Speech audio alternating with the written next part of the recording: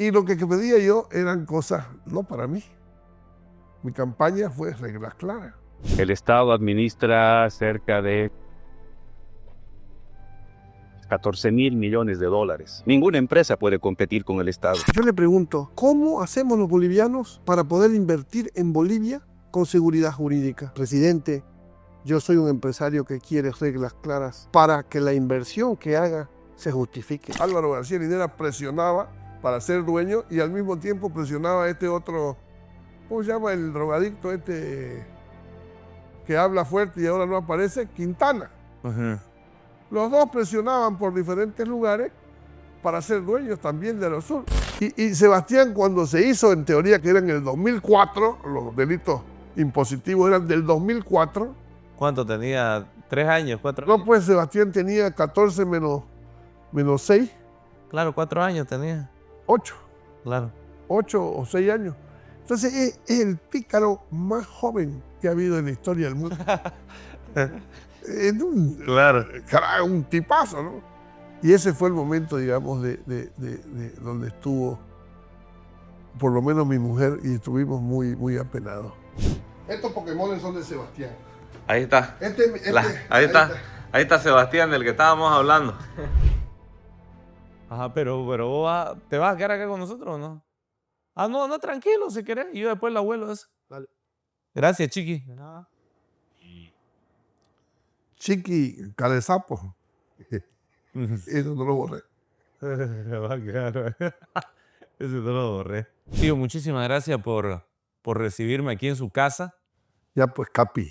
Hace mucho tiempo yo tenía el deseo de poder entrevistarlo. En alguna oportunidad nos cruzamos para ver cuándo podíamos hacer esto.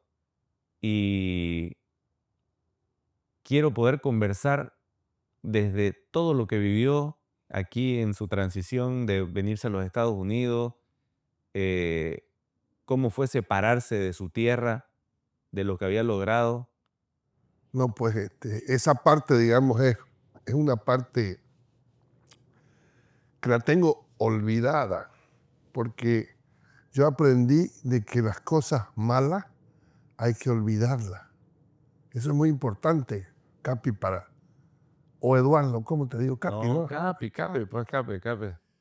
La parte fea hay que olvidarlas porque si uno mantiene las partes feas, empieza a odiar a las personas. Y hay dos sentimientos que son malos y nefastos: la envidia y el odio. Esos son los que destruyen familias, naciones y todo. Entonces, yo, digamos que no me acuerdo, pero te lo voy a contar porque uno no puede agarrar y borrarse lo peor si son tan impactantes y tan decisivas en la vida de uno. Hay muchas versiones que siempre circularon en la prensa nacional de Bolivia, digamos, sobre lo que pasó, que se fue, que abandonó Aerosur, que dejó a los trabajadores. Y yo siempre tenía una perspectiva distinta sobre lo que yo había visto, porque yo también estuve cercano, digamos, al entorno de la aerolínea, trabajando en una división publicitaria maravillosa que fue mi cuna laboral.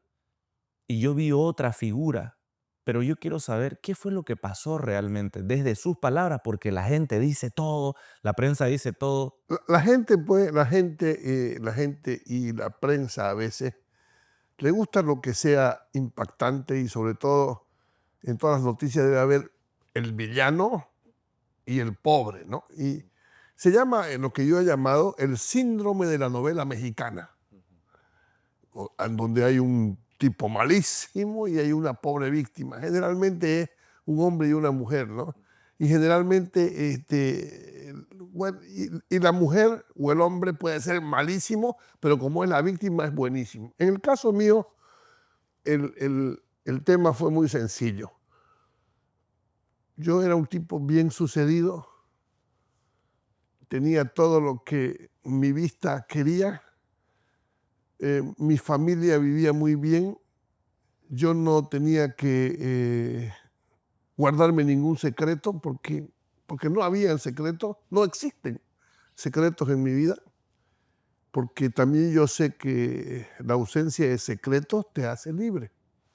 Entonces yo era un tipo que podía decir lo que me daba la gana. Y así lo decía, sobre todo a ese gobierno corruptísimo que había y que por supuesto nos mostró lo que es la verdadera corrupción hasta ahora, ¿no? Que se van a ir posiblemente. Y había que destruir a la persona que decía lo que ha pasado ahora, en esas épocas, que eran corruptos, que el país se iba a ir al bombo, que íbamos a tener un problema terrible por una mala administración, que robaban por donde sea. Había que destruirlo. ¿Y cómo lo destruí? Como sabe hacerlo bien el comunismo o cualquier régimen, por último. Reprimiendo. No solo reprimiendo, sino contando una historia que no es la historia. Haciendo una historia y contratando a algunos periodistas inclusive que se prestan, no todos, pero se prestan, y entonces haciendo una idea de que yo me robé del país un montón de plata y me vine aquí con más o menos un avión lleningo de plata con todo y que los dejé abandonados a los pobres trabajadores que les debía plata y que al Estado le debían 2.000 millones de bolivianos. O sea, una historia que sea digna de destruir a una persona completamente. Y por supuesto, como yo no estaba allá, ni mi familia, porque lo hicieron con toda mi familia, hay muchas cosas que no han contado y no se cuentan y te lo estoy contando ahora. No solo me votaron, me hicieron que yo tenga que venir, me votaron de allá, sino que a mi madre, a mis hermanos, a mis yernos, A Sebastián. a mi hijo y a Sebastián, que no tenía más que 14 años en esa época. Entonces, ahora cumplió 30 ayer, o sea. Entonces, nadie sabe eso, pero éramos 17 personas que tuvimos que desplazarnos, con un terrible problema. Yo no tenía ni cuenta corriente en el extranjero, porque mi vida era Bolivia, Santa Cruz y Bolivia, porque yo soy de allá y voy a seguir siendo de allá, aunque me quiten la gana de volver, pero y voy a volver ahora, ¿no? Entonces, tuvimos que venirnos todos acá sin un peso. Yo no tenía ni siquiera cuenta corriente en otro país, porque mi vida siempre fue Bolivia y tenía muchos proyectos que estaba haciendo. Tenía la plantación de limones, un tema turístico, tenía una serie de Bienes y raíces, ¿no? una serie de proyectos para engrandecer Bolivia y sobre todo para hacer cosas de exportación. Ni se diga la ampliación de Aerosur. En esa época Aerosur solita producía el 2,5% del Producto Interno Bruto. O sea, era una compañía importante dentro de Bolivia, ¿no? Y era propiedad de los bolivianos. Y Aerosur tenía previsto un crecimiento espectacular a futuro.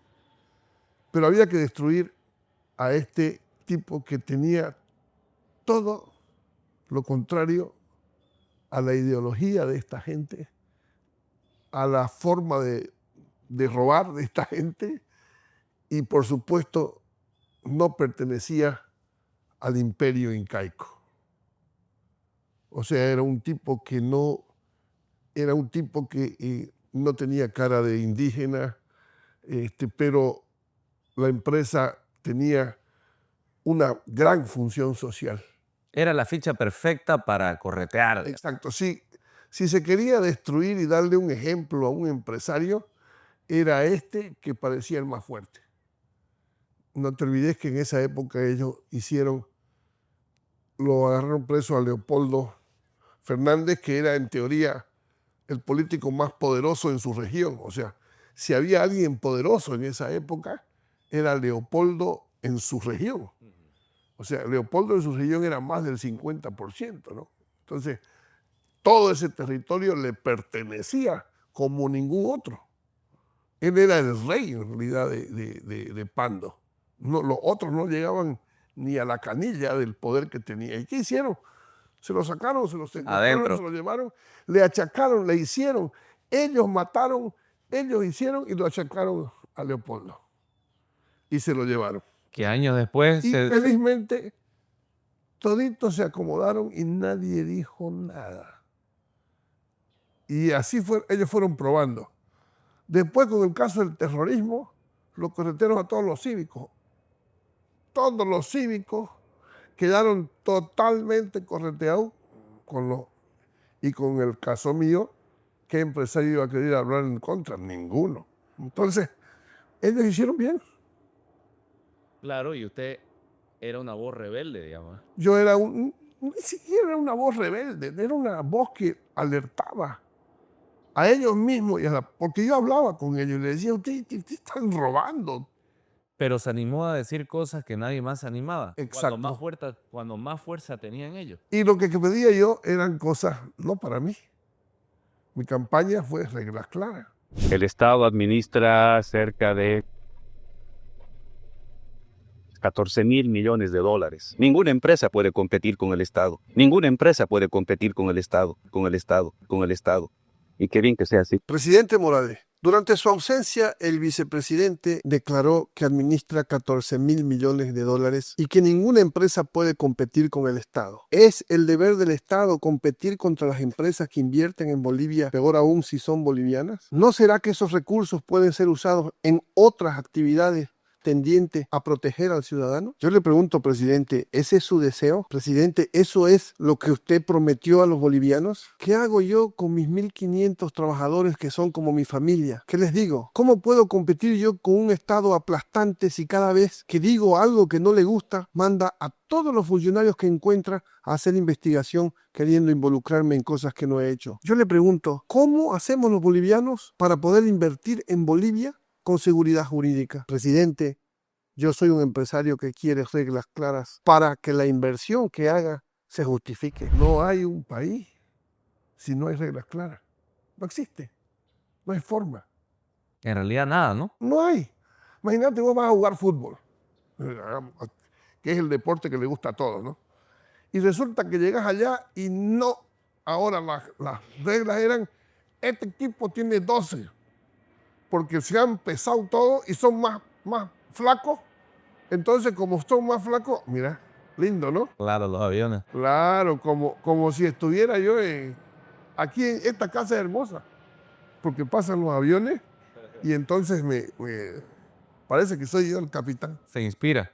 Me inspiro. Entonces te decía, ¿no? Entonces llegan y dice, no, como pesado, este equipo se lo ve más pesado, entonces lo vamos a pesar a todos. Ajá. Y este equipo va a jugar con 12 para comparar los pesos. Claro. No estaba en la regla, ¿no es cierto? Y después no, la pelota se va a jugar con 2 pelotas. Pero usted no puede tocar una pelota. O sea, Correcto. entonces el fútbol tiene reglas claras. Y ahora lo han hecho más claro con el VAR, ¿no? Claro.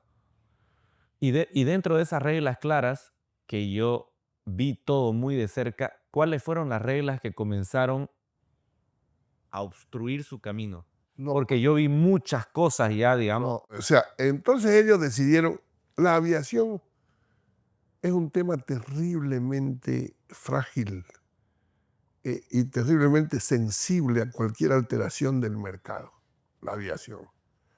La aviación en línea general es un pequeño margen que tiene utilidades las líneas aéreas cuando tienen, pero es un margen muy pequeño y hay que tener mucho cuidado porque rapidito dejan de tener y las pérdidas son catastróficas y ahí tenemos nosotros los ejemplos en el mundo entero. Correcto. Del cierre de las empresas, ¿no? Ni siquiera en Sudamérica. En Europa, Swissair, Claro. que era de Suiza, Alitalia. Alitalia. O sea, hay un montón de... ¿Por qué? Porque... Y entonces un país tan pequeño como Bolivia que empiece una línea aérea del Estado, que además de que ser del Estado, del bolsillo del Estado, porque BOA le cuesta a Bolivia, al Estado boliviano, por lo menos unos 150 millones de dólares, hasta ahorita. Claro, dicen, no, y después sale un señor impresentable de la renta y dice, Burrera, o sea, la otra vez que di una entrevista salió un tipo que ni tenía idea de lo que es la renta, pero no importa, eso no nos salgamos del tema. Tema aparte. Tema aparte. el problema de las líneas aéreas es de que y en números te lo voy a dar lo de Aerosur. Aerosur facturaba en el mercado nacional, que es el mercado donde sí podés cobrar tus impuestos, porque el otro es internacional. Y el servicio de exportación no se cobra. Claro. Lo de exportación no cobras impuestos. ¿Y eso le cobraron también? No, pues cobraban eso más el número que pensaban multiplicado por 2. Entonces había que alegar y decirle, vení aquí, o sea, Sentate a ver. sentate, mira, pues, y es facilito, pero no. Había la intencionalidad específica de destruir. ¿Y cómo destruir? Mandás a todos los muchachos que trabajan para vos, Auditar. auditan, no auditaron siquiera, porque en la renta, como todo está hecho para extorsionar, Llegó directo el palo. el sistema de renta en Bolivia está hecho para extorsionar, no para cobrar. Entonces, en extorsión vos tenés que pagarle al señor y pagar a la renta, ¿no? Y cada vez la hacen más difícil y el señor te cobra más y pagas un pedazo, ¿no? Al final, los ricos son los que trabajan en la renta y no el país. Entonces, ellos hacen el presuntivo, o sea, creo que, más o menos. Y en el creo que dicen, usted facturó tanto. En la aviación, en esa época, ahora no, era muy fácil saber cuánto había facturado.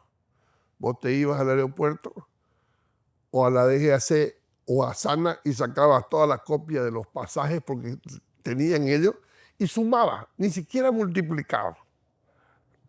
Solamente por número de pasajeros, ¿no? Porque no, en el pasajero, en el boleto del pasajero que quedaba en la DGAC y en Asana, estaba cuánto de impuesto era. Claro, directo salen. Entonces era sumar. Ponías un tipo a sumar ahí, saca, ni siquiera tenía que ser un genio, solo sumar, pero no lo hacían. ¿Por qué? Porque no era el objetivo. No, el objetivo era destruir. Pusieron a los de la DGAC también a destruir. Por ejemplo, pararon 2 aviones que no tenían por qué pararlo porque dijeron que no servían ya para volar nunca más. Los 727, Los ¿no? 727. Un avión que sigue volando. Claro. Tuvimos que gestionar con la Boeing para que les dé un certificado de que los aviones podían volar, pero mientras tanto lo tuvieron 3 meses parado. Como te decía antes, Entonces en Bolivia, Aerosur facturaba 60 millones de dólares. Y habíamos conseguido un equilibrio de esos 60 millones de dólares y nos daban 2 millones de dólares de utilidades. Los 60 millones de la facturación en Bolivia. Cuando BOA entra con sus tarifas por debajo del precio, con una inversión del Estado de 35 millones de dólares, y además prohíbe al funcionario público subirse a los aviones de Aerosur. Que es el que más utiliza, digamos, ¿no? Y entonces, ¿qué es lo que hicimos? Nosotros tuvimos que bajar el precio de los pasajes para competir con ellos. Y el resultado es que las mismas rutas que nos costaban 58 millones de dólares producirlas y facturaban 60, pasaron a producir 40 millones y 58 producirlas. Es muy sencillo, es matemática simple. Claro, negativo de entrada. 18 millones de dólares en contra del producto de la pérdida. A ellos no le importaba porque la plata salía del Estado. Entonces le daban nomás. Y encima había el TAM que era totalmente irregular. No tenía certificación, no tenía nada. Y encima nos paran los aviones. Y era una tras de otra y lo uno y lo otro. Entonces Aerosur empezó a perder 18 millones de dólares al año. Eso es un montón de plata. Una empresa que empieza a perder sin posibilidad de mejorarla. Entonces, claro, una espiral, ¿no? No hay cómo. Entonces, ¿qué hice yo? Diseñé un modelo diferente. Dejar Bolivia, volar en Bolivia poco y volar más afuera. Y ni siquiera de Bolivia afuera, de otros países afuera. Conseguimos hacer unos charters de Madrid a Roma, lo que es un logro para una empresa boliviana, y hacíamos unos charters diarios de Miami y de Nueva York a Cuba. Claro, me acuerdo de esos charters. ¿Verdad? Ajá. pero vos no sabés lo que teníamos que pelear con la DGAC. Veníamos acá y ¿sabés quién nos defendía? La FAA. O sea, La entidad más poderosa de la aviación en el mundo. nos defendía a nosotros, parecíamos que nosotros éramos norteamericanos. La DGAC nos cortaba todo, nos hacía, todo era un desastre. O sea, todo para Aerosur era terriblemente difícil. Y esa era pues la intención, ¿no? Destruirnos totalmente. Entonces, pero había que destruir también al pirulo que era yo, al jefe, al que hacía, A la cabeza. a la que hacía tanto, porque no había, ¿qué podían decir de Aerosur? Era una empresa privada que hacía mucho más bien que el gobierno, con dinero de la empresa, no del gobierno. Porque la gente dice, no pagaba impuestos. Por supuesto que pagaba impuestos. La que no pagaba lo que tenía que pagar era el gobierno, que nos cobraba el combustible a precios internacionales cuando no debía ser, que no nos devolvió lo que decía la ley que tenía que devolvernos, que eran todos los descuentos de los mayores de 65, no lo devolvió, que no hizo el reajuste tarifario como decía la ley y no los devolvió. O sea, el Estado le debía a Aerosur cerca de 180 millones de dólares reales. Es ahí donde siempre hace la mención, ¿no? Que dice que había plata que nunca le pagaron tampoco. Eso fue peor. Ajá. Cuando me votaron a mí, que fue el 2010, Ujú. incentivaron pues a otra gente a que se haga dueña de Aerosur para negociar con gente del gobierno la propiedad de Aerosur, porque esa es la parte que no se cuenta. Pero, por supuesto, Álvaro García Linera presionaba para ser dueño y al mismo tiempo presionaba a este otro, ¿cómo se llama? El drogadicto este que habla fuerte y ahora no aparece, Quintana. Ujú. Los dos presionaban por diferentes lugares para ser dueños también de Aerosur e incentivaban a ciertas personas, no incentivaban, amenazaban a las personas de que iban a seguir el mismo camino que yo si no hacían lo que ellos les decían. Entonces esas personas tuvieron que, es lo que yo creo, porque yo estimo a esas personas, y no voy a dar los nombres, no, es lo que yo creo que pasó. No quiero pensar que lo hicieron por ambición, yo quiero pensar que lo hicieron Por presión. por presión, porque era muy clara, pues, ¿no? O sea, si hacían lo que les daba gana con el que querían, si metían preso al que les daba la gana. Eso lo obliga a dejar Bolivia por N situaciones complicadas. Yo había decidido afrontar las cosas en Bolivia. Y entonces mi doctor, mi cardiólogo, yo estaba con un proceso de curación del cáncer en esa época, nadie lo sabía, porque yo no lo había dicho, porque a mí lo que menos me gusta es ser víctima. O sea, yo pretendo que no ser nunca víctima porque el sentimiento de pena es un sentimiento que tenemos todos por las personas, pero es por las personas que no pueden defenderse. Y yo siempre he sabido cómo defenderme. Y lo que diga la gente no es que no me importe, sino que no, en mi vida no tiene ningún tipo de beneficio o perjuicio, porque no soy político. Claro, Entonces yo no ando buscando quién vote por mí. claro. Entonces la gente generalmente va a hacer caso a todo lo malo antes que lo bueno. Es más fácil deshonrar a las personas que honrarlas. Entonces a mí no me interesaba ese tema de la gente, pero en esa época era, pues, lo que hacían ellas era deshonrar a las personas, ¿no? Y amenazar a medio mundo. Y entonces Aerosur empezó, yo tuve que venirme, estaba con ese problema empezó a caer cuando yo me vine, con ese problema de la salud. Y cuando me operaron del cáncer, y gracias a Dios me lo sacaron todo, me dio septicemia. Entonces tuve 50 días entre que si me iba al otro lado o me quedaba. Pero yo he sacado mi conclusión. El diablo no me quiere en el infierno y tampoco me quiere en el cielo. O sea, me han dejado acá nomás, por un tiempacho, Por un tiempo, en pausa. en pausa, no han querido. Entonces yo tuve un montón de problemas pues por la septicemia esa, que afectaron el problema cardíaco que tengo yo, que es genético, ¿no? Ese venía de fábrica, De su papá. de mi padre que murió de 60 años de un infarto jugando tenis, que fue un golpe duro para mí, y de mi abuelo que murió de infarto pues, o sea, de diarrea no voy a morir, querido Capi, de infarto, posiblemente. Ya voy 3 y tengo 7 stents y nada. Ya les escapó ya. Nada, ya. Entonces, mi médico me dice, usted no puede ir a La Paz. Y le dije, ¿por qué, doctor? Porque usted, después de que terminemos esta historieta del cáncer, tiene que Brincarle al al corazón. corazón. Y le dije, yo pensé, ¿no? Dije, este doctor ha hablado con mi mujer y mi madre y me hacen decir de que yo estoy mal del corazón. Entonces me dijeron, tiene que venir el forense a hacerle un examen. Y vino un doctor, un forense, y me dijo, me midió y todo, y levántese, párese, qué sé yo, todas las pruebas que hacen ellos. Y me dijo, usted de verdad está con problemas del corazón terribles. No vaya ni idea de ir a La Paz, me dijo el forense. Y yo, mal pensado, Bolivia, le dije cuánto le habrán pagado. Lo mío, ¿no?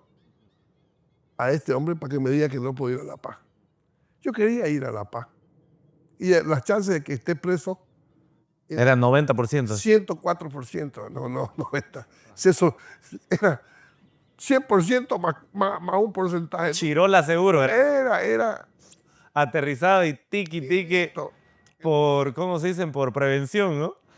Entonces, el doctor dijo eso, entonces vinieron a tomarme las declaraciones en Santa Cruz. Qué subido lindo, ¿no? Lindo. Se aprecia el motor. Ese es un chambón, sí, ese piloto, porque le está dando mucho y va a gastar más gasolina. Bueno, entonces no me metieron preso en Santa Cruz porque se fueron un montón de trabajadores y hicieron una especie de manifestación ahí afuera de la fiscalía. ¿No? Y dijeron, ay, hay mucha. Bueno, la cuestión es que no me metieron preso esa vez. Y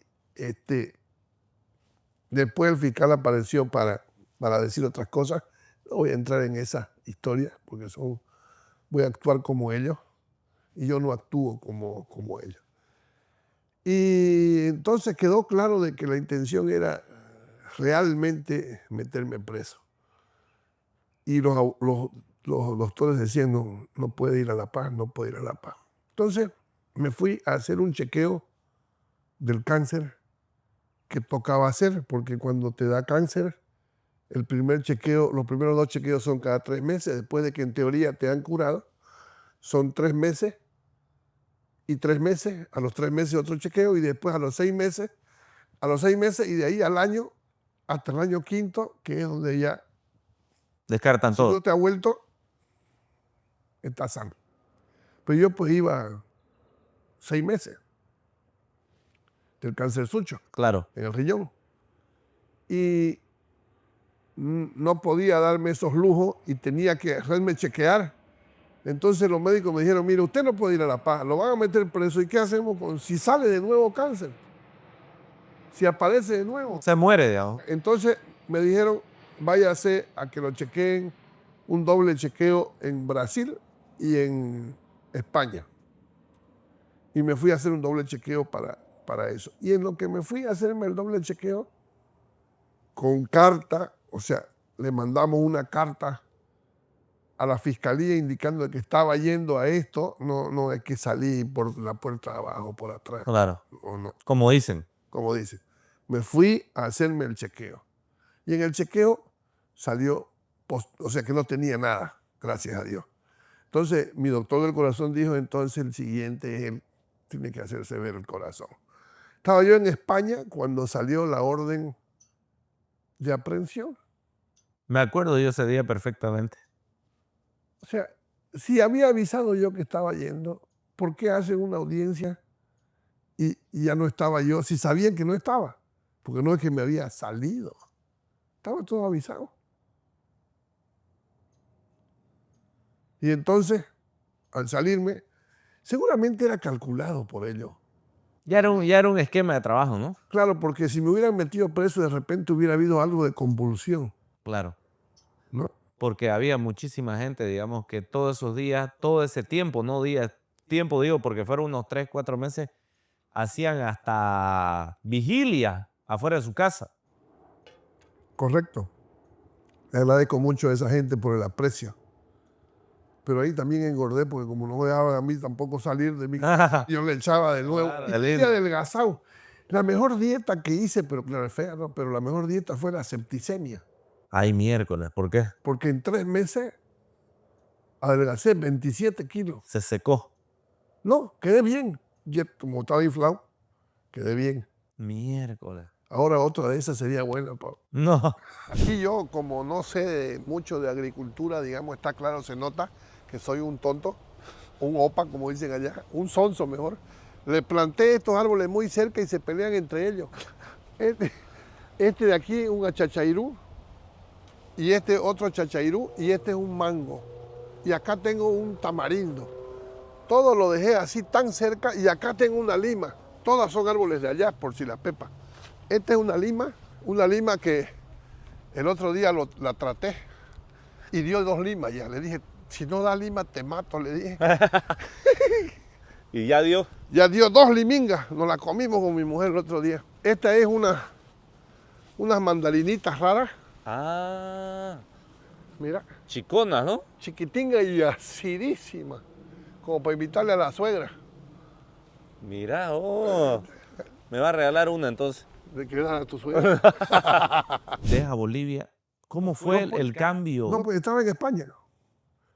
Y le digo, vuelvo, ni vuelva, que lo van a meter preso. Segura era la cárcel, ¿no? Entonces, ¿qué hago? Tiene que buscar dónde quedarse. Y dije, aquí España. Y después estuve mirando, España pues es igual que nosotros al final de cuentas, ¿no? O sea, al final de ahí salimos nosotros. Claro. Somos una mezcla de los de allá con los de acá, digamos. Y entonces descubrí que no era seguro ni para mí ni para mi familia. Y que el lugar seguro se llama Estados Unidos. Porque aquí respetan las normas y las leyes. Aquí hay reglas claras. Entonces me vine aquí, sí, con lo que tenía puesto, ni maleta grande tenía porque iba a hacerme un chequeo. Y no tenía dónde quedarme. Yo había comprado, para evitar gastar en hoteles, había comprado unos apartamentos yo donde la tripulación iba, para evitar gastar en hoteles y que sea más barato para Aerosur. ¿Qué era el secreto, no? La integración de todo en Aerosur era el secreto de cómo hacer para que nunca le vaya mal a Aerosur. Como lo hizo con todas las unidades de negocio. Integrar todas las unidades, vos formabas parte de la de publicidad, que era nuestra, Correcto. ¿no? Y que hacía la revista, hacía todas las cuestiones. Los diseños de los aviones. Exacto. Los diseños de los aviones, pero era nuestra. Entonces no salía la plata hacia afuera, lo que permitía que tengamos momentos de liquidez e iliquidez sin problema, ¿no? Lo mismo los aviones eran míos y de unos socios, y esos aviones estaban alquilados a Aerosur, cabalmente como se hace en todas las líneas aéreas, que son aviones alquilados, porque el tener un avión a nombre de la empresa es riesgoso en el sentido de que pase algún accidente o algo, que Aerosur no tuvo ninguno, Claro. y le brinquen a tus instrumentos de trabajo, que son los aviones y Claro. todas esas cuestiones. Por eso es que las líneas aéreas, en su gran mayoría, a no ser que sean de los Emiratos, que son Que sobra plata. platudo que da calambre, los aviones son de compañías de alquiler. Correcto. De leasing, ¿no? Como es ahorita Boa, pues, ¿no? Tiene 1 o 2 y los aviones que ha comprado son viejísimos, digamos, ¿no? Y los demás son todos en leasing. ¿Qué es lo que hacen? No está haciendo nada malo en ese sentido Boa, sino que esa es la forma. ¿Cómo se opera, digamos? Claro, porque imagínate, si querés vos ser dueño de los aviones, tu inversión en la aerolínea se vuelve Claro. terriblemente... Abismal. No, pues imagínate un avioncito, un 737 o un Airbus A320, te cuesta 86 millones, 80 millones de dólares cada uno. Claro. Si tenés una flota de 7, 560. No, no, está mal tu número. Tenés que hacerlo al tiro linera y decir 7 por 8, 51. Ajá, 51 para no pelarle.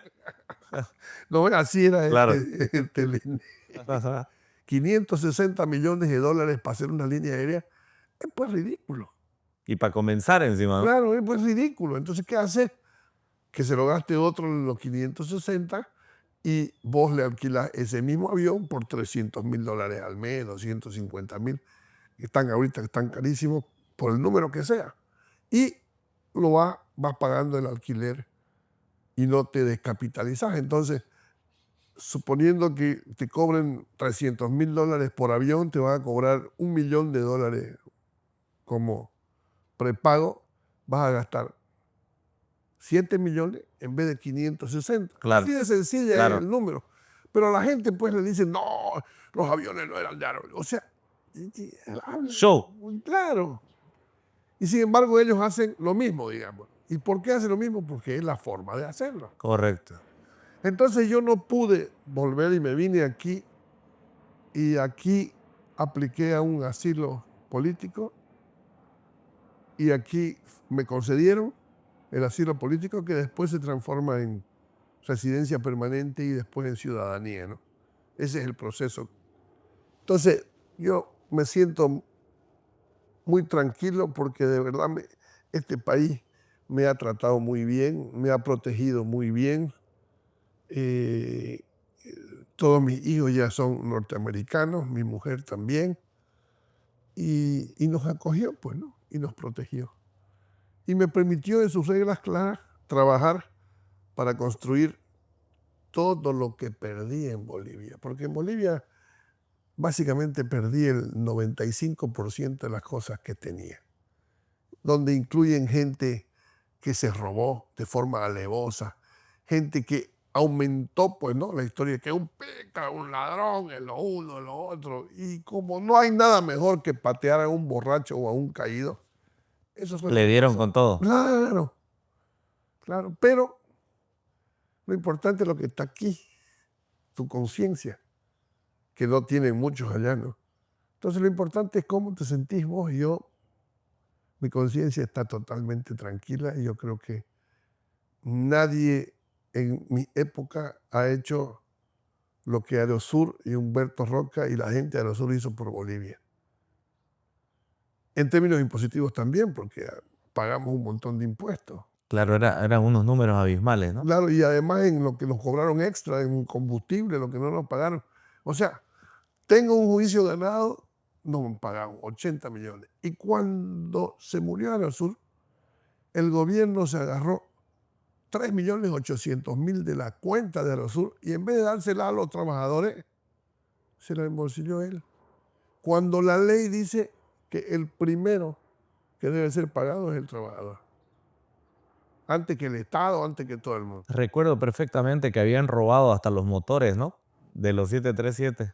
Bueno, ¿cómo? De todo. Mira, vos pasás por Cochabamba y por Santa Cruz en los aeropuertos. Es un deshuesadero, ¿no?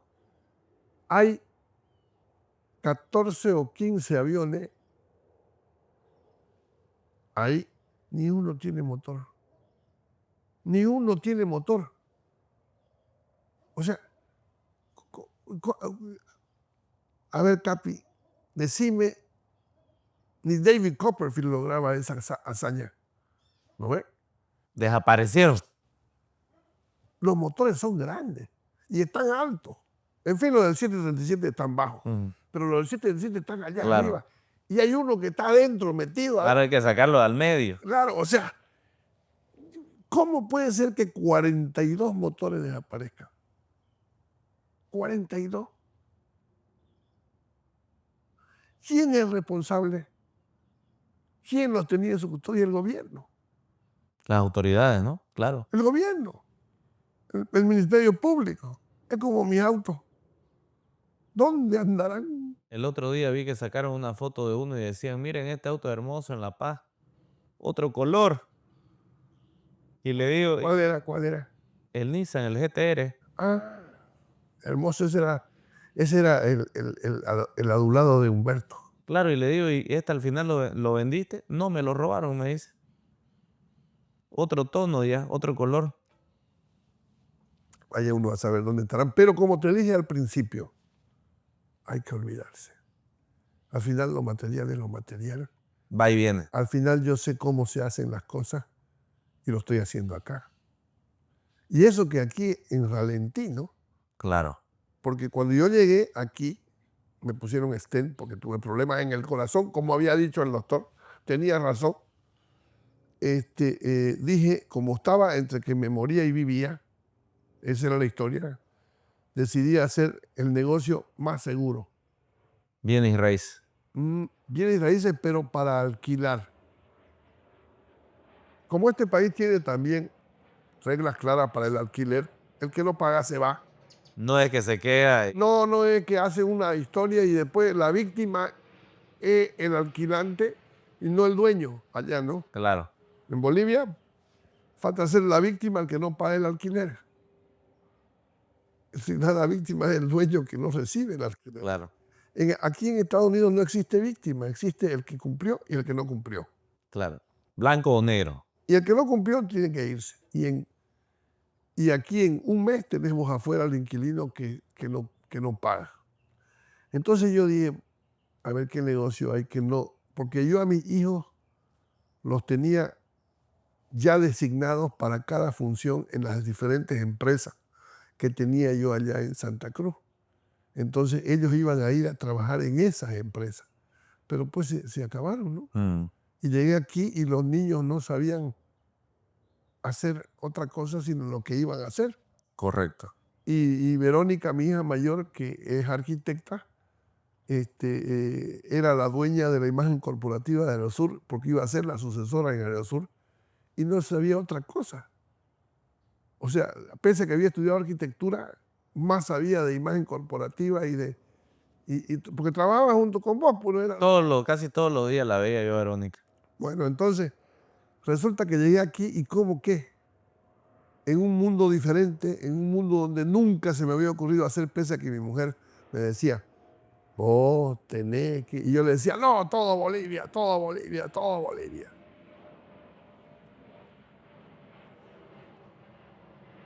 A ver, ¿cuál es ese, capitán? A320.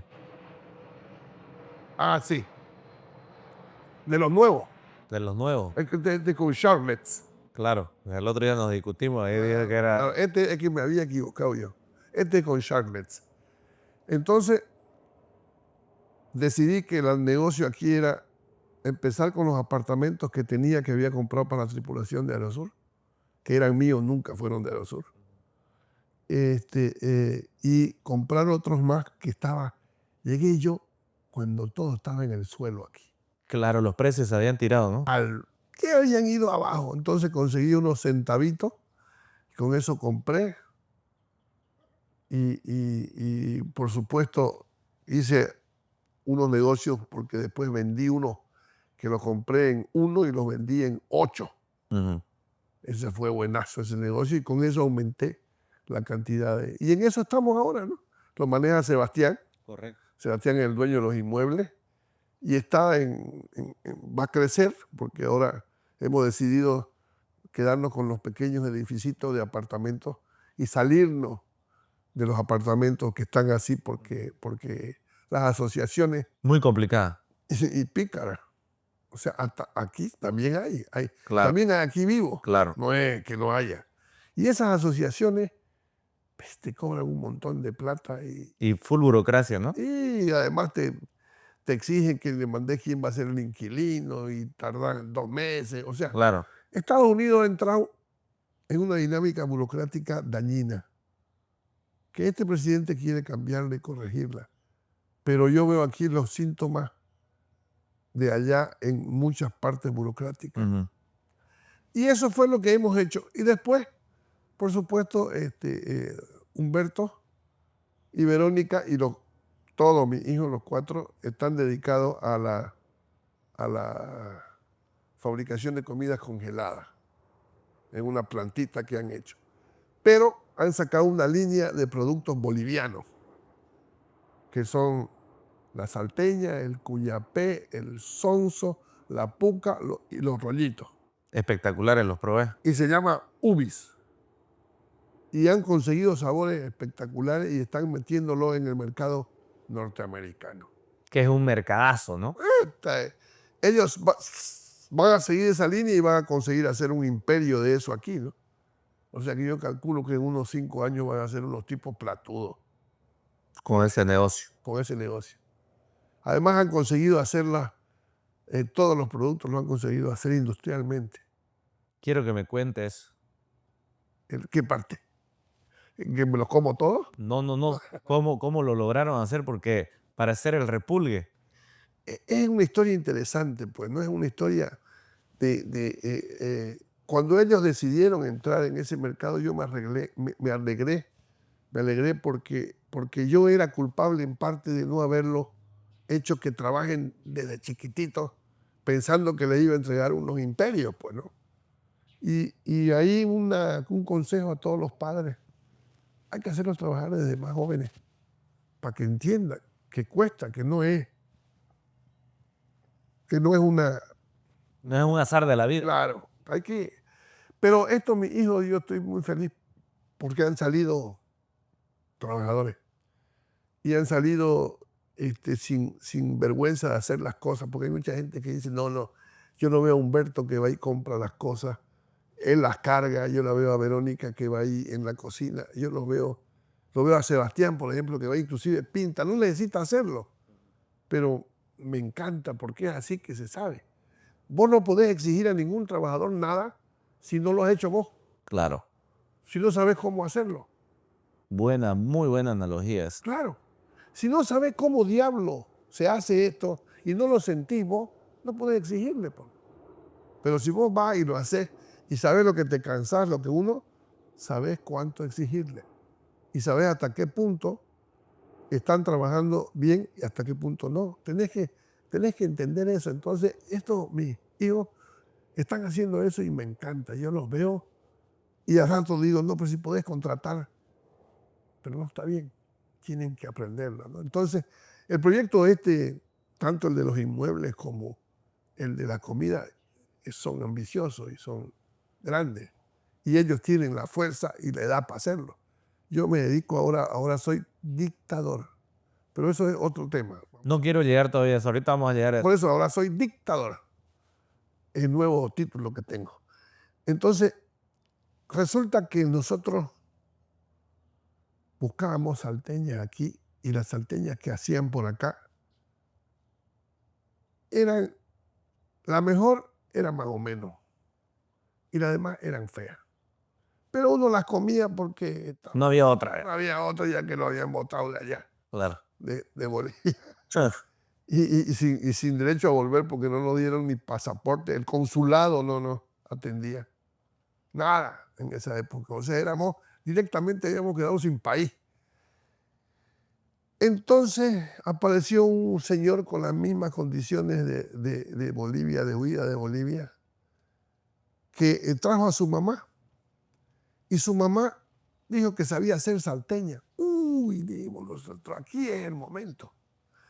Y nos hizo una salteña, pero la salteña que ella hacía era una salteña orureña, con otro sabor que a nosotros no nos gustaba.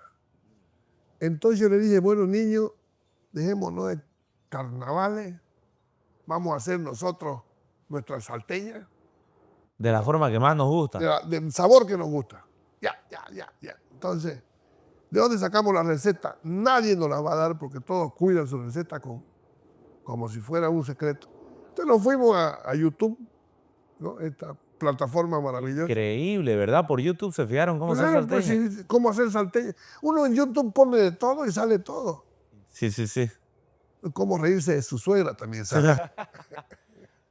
Y entonces, bueno, caramba, aire libre. Salud. Salud. Vemos en YouTube la receta de la salteña y habían 2. No habían más y escogimos 2. Y empezamos a hacerla y sentimos y al final encontramos el sabor del bigote. Que ese es el difícil de llegar, ¿no? Claro, o sea, mezclándole un poquito más de esto, otro más de esto, menos de esto, más de esto, más de esto, menos de esto, menos de esto, hasta que encontramos el sabor del bigote, de pollo. Ya está. ¡Ay! Faltaba la masa. La masa de la señora era buena, pero le faltaba algo que no sabíamos qué era, ¿no? Entonces yo llamé a una amiga que hacía salteña en Santa Cruz, que hace salteña, y le dije, y decime cómo es la masa de la salteña. No me iba a dar la receta, por supuesto, porque le pertenece. Claro. Pero me dijo, no lleva agua, me dijo. Ah, de entrada le dijo. Entonces yo vine y le dije aquí al comité de realización de la masa, porque éramos un montón, no lleva agua. ¿Y cómo la hacemos que se moje? Con el huevo y la grasa, porque la masa lleva grasa de cerdo líquida. O sea, Interesante. tienes que hacer líquida la masa, la grasa, y después de líquida la mezclas con la harina. Ah, no sabía. Pues, y yo tampoco, pero así era, y huevo. Y entonces le echamos la manteca de cerdo y el huevo. Y quedó pues dura, no era más. No amasaba, digo. Más huevo, más grasa, más grasa. Bueno, la cuestión es que salió un tumor. Así. Era un tumor que depuraba aceite, tenía hasta mancha. Era un tumor. Mira, sacar la foto de un tumor era eso, la masa. Y le mirábamos, ¿esta masa será que sirve?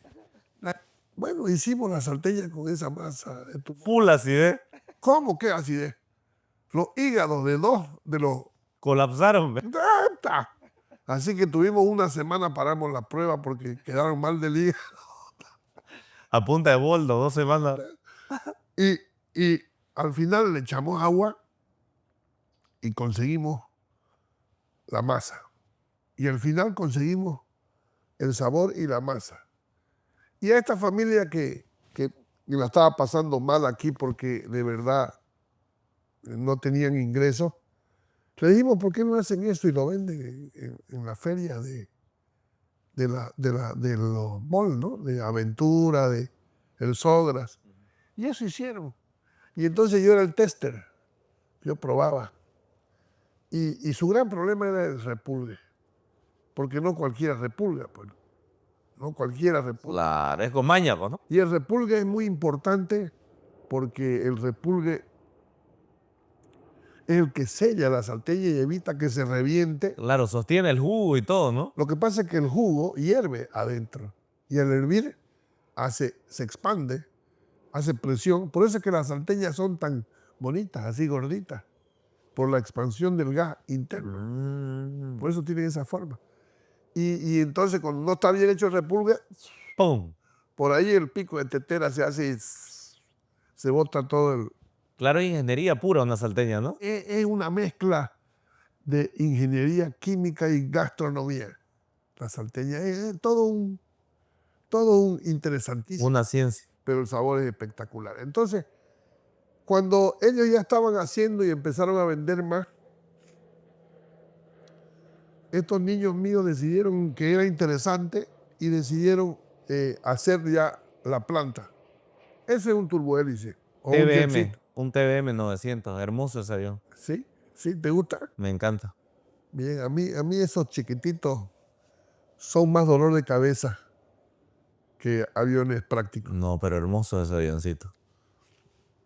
Yo he volado por muchos aviones, pero no nos salgamos. Ya, no nos vamos del tema. Ya estamos. Vamos a la salteña. Vamos a la salteña. Me ha dado ganas de preparamos una. Ya, me animo. ¿Te animas? Me animo. Hay que decirle a Humberto que nos dé una. Y entonces decidimos hacer una planta, un pequeño laboratorio donde la hagamos de forma masiva, de forma industrial, porque una fábrica de salteña o de cualquier cosa que sea con... imagínate con el precio de la mano de obra aquí. Estaba pérdida. No, y además tenía que enseñarle que la hagan bien. Entonces decidimos hacer unas salteñas para el mercado norteamericano. ¿Y qué significaba eso? Tenían que ser todas iguales. Perfectita. Tenían que tener la masa un poco más diferente que la masa de allá. Tenía que ser una masa que se vea dibujada y que todas sean en lo posible idénticas.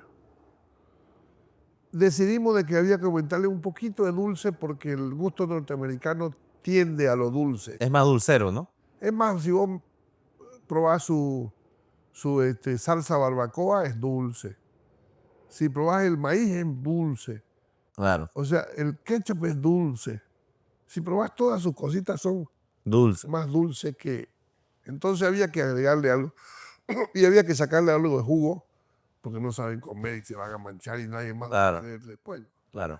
Entonces eran premisas, Clave. un montón de premisas. Pero la primera cosa fue que pedimos información en Bolivia y no había una producción. Habían producciones masivas, habían 2 empresas que producían masivamente, pero no habían desarrollado un tema para producción industrial. Entonces, estábamos perdidos en el tema de la producción industrial. Entonces, empezamos ya a tener que investigar nosotros por nuestra cuenta, que no somos cocineros, ojo, ¿no? Uh-huh. Pero yo había tenido un montón de fábricas, pues, ¿no? En mi primera etapa empresarial yo había tenido fábrica de espuma, de bolsa de política, De colchones. de colchones, de todo. O sea, tenía una experiencia industrial. Entonces dije, a ver, vamos a diseñar una planta de producción. Y descubrimos que una planta de producción era una planta de producción de comida congelada. Entonces era más fácil. Y ahí descubrimos otra cosa. No hacen nada en Estados Unidos de fabricación. Estados Unidos ha perdido totalmente su potencial de fabricación porque ha decidido comprarlo de China, México, Canadá, de donde sea. Y son los problemas que tiene ahora. Dependencia de China total, ¿no? Y de Canadá y de México. Porque a los 3 le compran la misma cantidad de plata. Mira, no sabía. México recibe $500 mil millones al año de exportaciones a Estados Unidos. No sabía. 500 mil millones. 12 veces el Producto Interno Bruto boliviano. Increíble. Es un montón de plata. Solamente en el México debería estar en la cumbre, pero no está porque tiene a esos gobierno zurdo. zurdos, es una forma bonita de decir ladrones. Gobiernos ladrones que se asocian con la delincuencia, con el narcotráfico y hablan un montón de cosas y en realidad lo que son unos pícaros. Y así suave, unos pelotudos, digamos, suave. Claro. Suave. Y entonces tuvimos nosotros que ver cómo íbamos a hacer. Y entonces descubrimos que había una máquina que podía hacer perfectamente el jigote. Y esa máquina la compramos y la adaptamos. Empezamos a dibujar nosotros máquinas para hacer. Entonces, hemos visto que en Bolivia usan no sé cuántas máquinas para hacer la salteña. Aquí nosotros usamos una que hace todo el proceso con unas adaptaciones que le hemos hecho nosotros. Después, pelar papa. Resulta que los chinos tenían una pelapapa. Y espectacular. 15 kilos cada 2 minutos. Es hartísimo. Y ¿saben las papas? Oye, nadie las haría hermosas. Cromada la papa. O redondinga. Y las botas, más o menos hay que atajarlas. Increíble. 15 kilos de echar, 2 minutos tarda. O sea que la prende 2 minutos al día, no va a la máquina y se acabó. 15 kilos y tenés, ¿no? 2. Entonces, bueno, estaba solucionado eso. La masa también, solucionamos el tema de la masa y nos dimos cuenta de que habían diferentes harinas. No, es que Ciencia pura. Tenés que entender que nosotros no éramos cocineros, estábamos usando ingeniería para cocinar. Claro. Pero no éramos cocineros. Entonces descubrimos que una marca de harina era la buena y la otra no. Preguntarnos por qué, no sabemos. pero esa marca no daba el resultado que queríamos. Y esa marca era de un supermercado que vendía en bolsinga. O sea, no había para comprar de cantidad industrial, digamos, ¿no? Y había que buscar en 3 supermercados porque había poquito. Ahora ya no, porque ahora ya la hicimos analizar la harina y ya tenemos al mayorista que nos vende ya. Claro. La, A granel. ya nos vende la cantidad que queremos en bolsas mucho más grandes, ¿no? Pero recién ahora. Pero en esa primera parte era yendo a buscar esa marca nomás. Pero nos dio esa masa que queríamos, así, bonita, hermosa Y rica, ¿no? y rica. Y sobre todo la textura. Perfectinga, ¿no? Bien. Pero ya teníamos solucionado la parte de fabricación del jigote, la parte de fabricación de la con unas máquinas que adaptamos también para hacer la masa. Y con una impresora 3D que los compramos para hacer los cortes y demás hierro.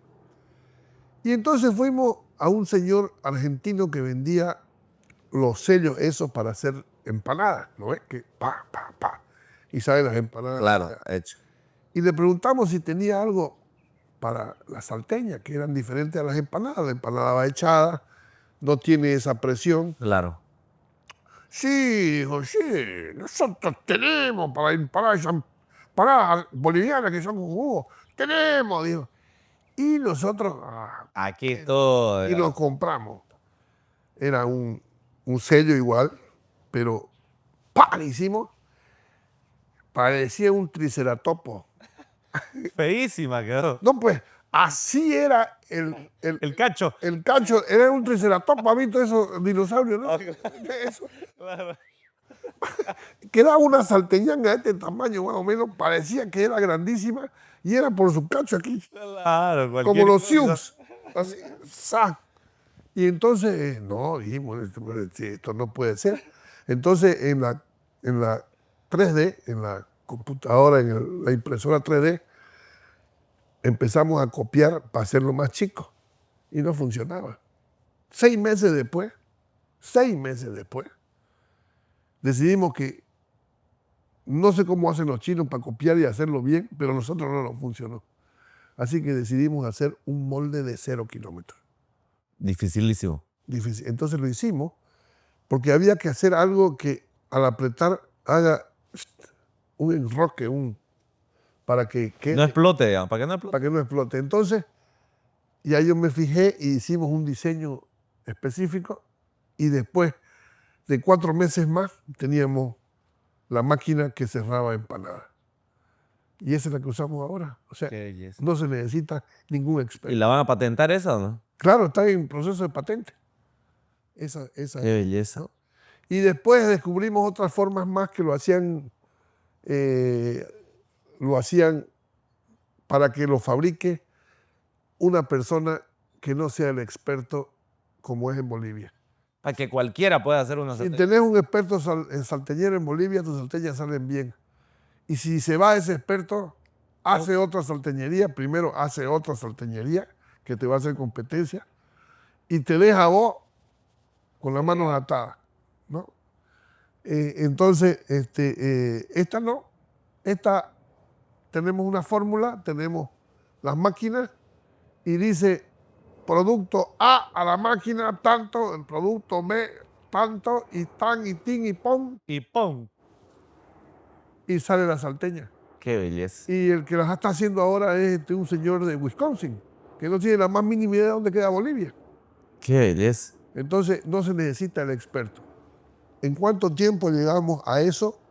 Desde el principio hasta la salteña que ahora nos vamos a hacer calentar para comerla. Ya la está saboreando. Ya me dio, no por nada, pues, tengo que alimentar aquí ya. No es solitaria lo que Claro, tengo, es está comiendo. acompañada y Está todo. comiendo lindo. Entonces, tardamos aproximadamente 1 año y medio Miércoles.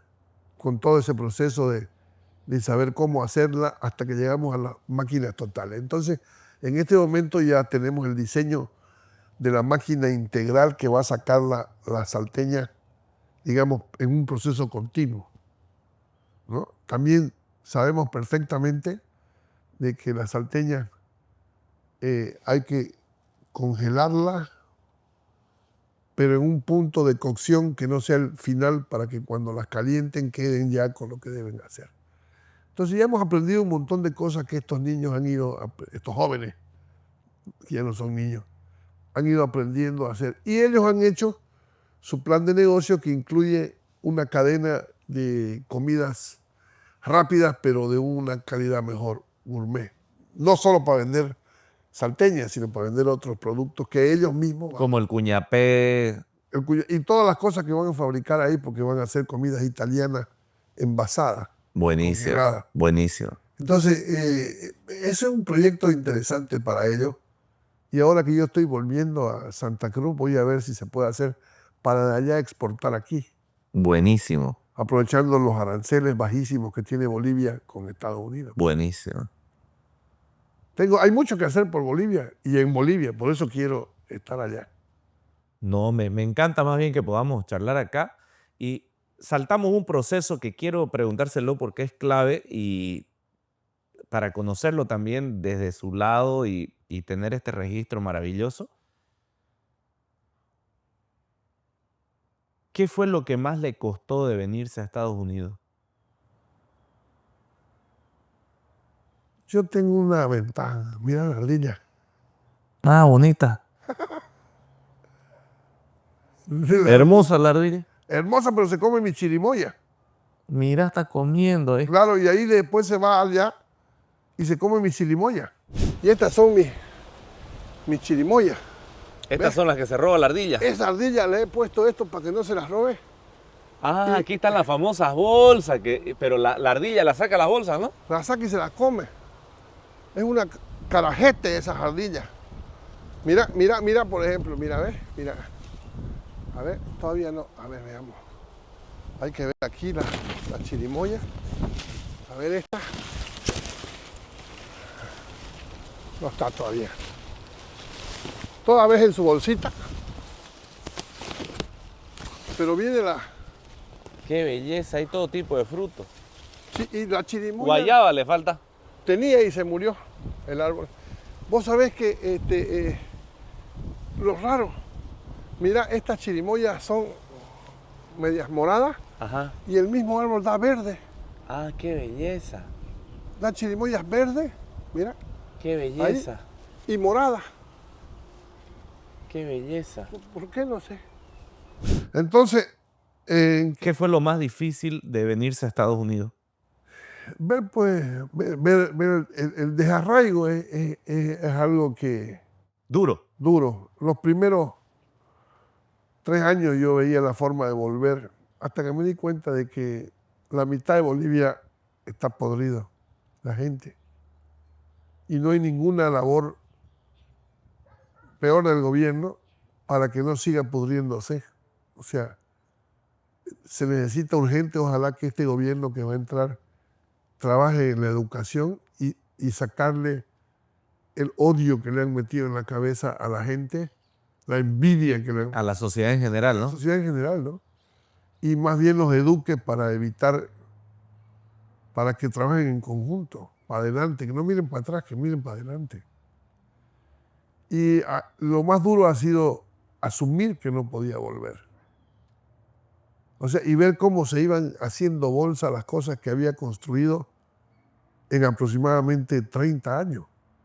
Porque eso fue lo que costó, 30 años. Y en 3 años se rifaron todo, ¿no? Se hicieron bolsa todo y aparecieron unos ladrones que se falsificaron los documentos. Pero era increíble, ¿cómo puede ser que falsifiquen unos documentos? Por ejemplo, de la quinta de mi madre, que los papeles son del 1750 a 1800. ¿Cómo puede ser que falsifiquen eso? ¿Cómo puede ser que falsifiquen unos documentos del segundo anillo? O sea, y que sea cómplice inclusive la alcaldía. O sea, uno no puede creer, claro, pero como yo era un tipo malo, feo y pícaro, había que darle y todo el mundo decía, no, a este no. Lo que hagamos por este no nos va a decir nada el gobierno, sino más bien va a aprobar que le demos más patadas. Ya se fue, digamos, ¿no? Claro, ¿no? Y otra cosa que sufrimos mucho más que todo su mamá fue con Sebastián, ¿no? Sebastián, el hijo menor, habíamos quedado de dejarlo en Santa Cruz, en mi casa, para que termine su colegio, con sus amigos de toda la vida, ¿no? Y tenía 16 años cuando su madre se enteró de que había un intento de secuestro ocasionado por posiblemente, no sabemos, no quiero achacar, por unos cuantos trabajadores de Aerosur que tergiversaron todo, ¿no? Tergiversaron toda la historia de que no les había pagado yo, y sin embargo no se dieron cuenta que el que hizo Aerosur fui yo, cuando la agarré en el 98, 97 al final. No era nada, y yo la convertí en lo que era a costa de un infarto y de un montón de plata. Claro, Y que cuando yo me vine no se debía nada, claro. pese a que ya el gobierno estaba haciendo las maldades.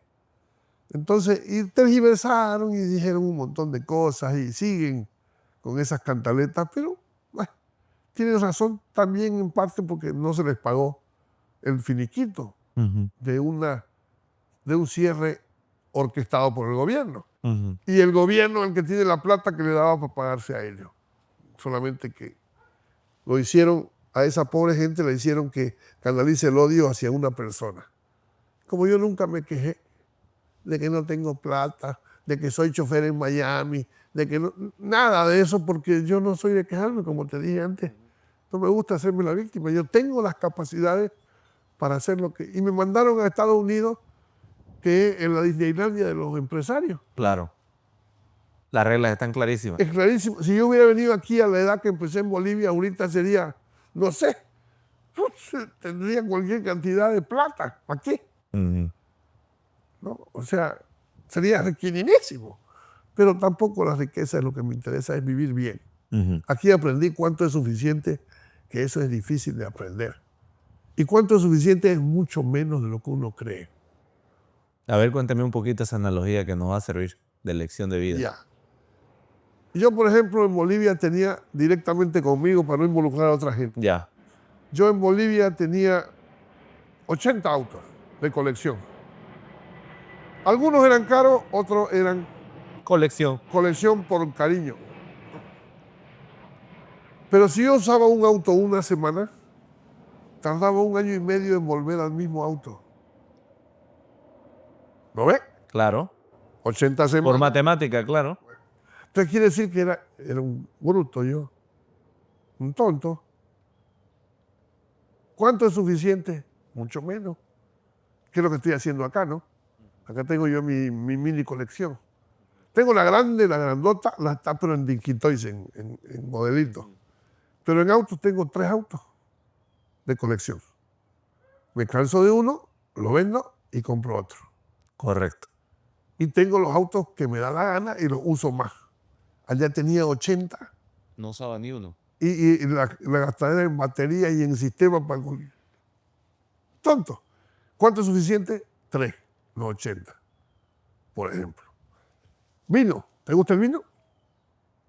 Muy poco, la verdad. Bueno, un buen vino vos conseguís aquí en Estados Unidos por aproximadamente $25 la botella. Un buen vino. Californiano. Californiano o de otro lugar, $25. En 50 conseguí un excelente vino. Y en $100 conseguí un vinazo de la Gran 7. ¿No? Más o menos.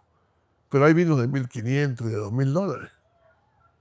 Ya ni le sentís la diferencia, a no ser que seas un sommelier o un enólogo famoso para sentir la diferencia del vino de $100 Con el de 1000. o el de 2,000 o el de 1,000. Entonces, ¿cuánto es suficiente? 100. Si bebés, como bebo yo, media botella al mes, digamos, porque no bebo yo, Claro, claro. no soy alcohólico. Entonces, si bebés más, pues te vas el de 50 de suficiente. Claro. Entonces, esa es la figura. ¿Cuánto es suficiente? Es mucho menos de lo que crees. Si sos carnívoro de churrasco, aquí hay carne de todo precio. Hay de $150 la libra. Y carnezones hay, ¿no? Pero una carne buenísima la conseguís a $15 la libra y es buenísima. La de 150 la comé y no tiene gran diferencia, pero estás pagando 10 veces más. Claro. Entonces la de 15, eso es suficiente. De eso se trata la filosofía de cuánto es suficiente. Pero siguiendo el momento más dramático de nuestra vida aquí, sobre todo lo que sufrió mi mujer, fue cuando ese plan que yo no le creí, medio se llevó a cabo cuando agarró el chofer de él, fue a recoger algunas cosas de Aerosur y le tomaron el jeep. Lo recuerdo perfectamente, el azul. Uh-huh. Y entonces hubo unos trabajadores y dijeron, entonces mi madre le dijo, mira eso, y parece que el objetivo era, ante la inseguridad del niño, agarrarlo al niño y descubrir que vivía solo, sin su madre y sin su padre, y quitando la potestad a los padres y ponerlo al cuidado del menor. Imagínense esa locura. Para que nosotros vamos. Nosotros fuimos al consulado a hacer un poder para que lo traigan. No nos dieron en el consulado. En Dirme allá no nos dieron. O sea, en ningún lado. ¿Le obstruyeron la salida? Totalmente. Totalmente. Entonces tuvimos que sacarlo por debajo de cuerda, por Brasil.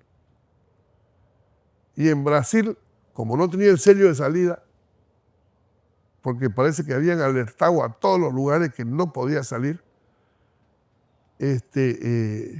la policía brasileña me ayudó. Parece mentira. La policía brasileña me ayudó.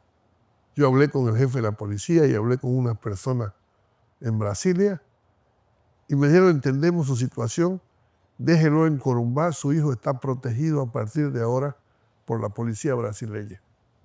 Me fui al consulado brasileño. Increíble. Me fui al consulado, me trataron mejor en el consulado brasileño que en el consulado boliviano. Sé que ahora han cambiado a la gente en el consulado boliviano y tratan mucho mejor. Y he ido y me han tratado muy bien. Pero en esa época no tenía derecho a pasaporte, no tenía derecho a nada. Y entonces el niño se quedó en Corumbá, su madre lloraba todos los días y al final consiguió venirse, no había pasaje, casi hemos mandado un avión privado para recogerlo. Tuvo que irse a Nueva York y de Nueva York aquí. Y tenía 16 años. Y cuando inició el juicio tenía 14 años.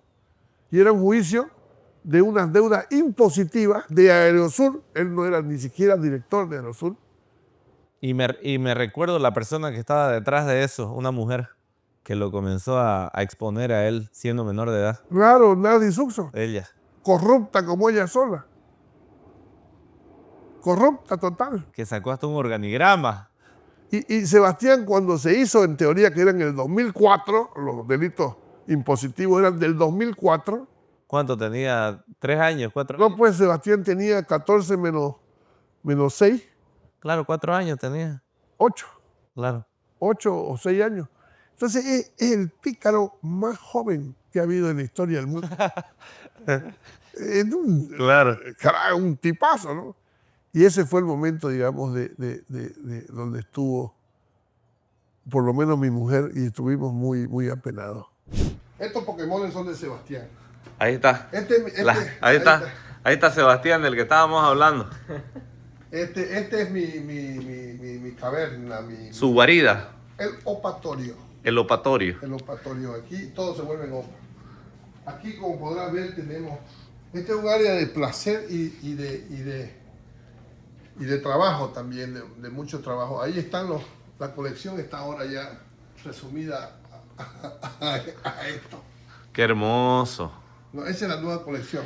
Y la impresora 3D donde hablábamos de la salteña, para el repulgue. Ahí está, miren. Esta es la impresora 3D que fabrica las piezas para el repulgue de las prensas de la salteña. Aquí fueron fabricadas no solo las prensas, sino los moldes y todas las historias con que se hace para la salteña. Qué hermosura. Y estos son más autitos.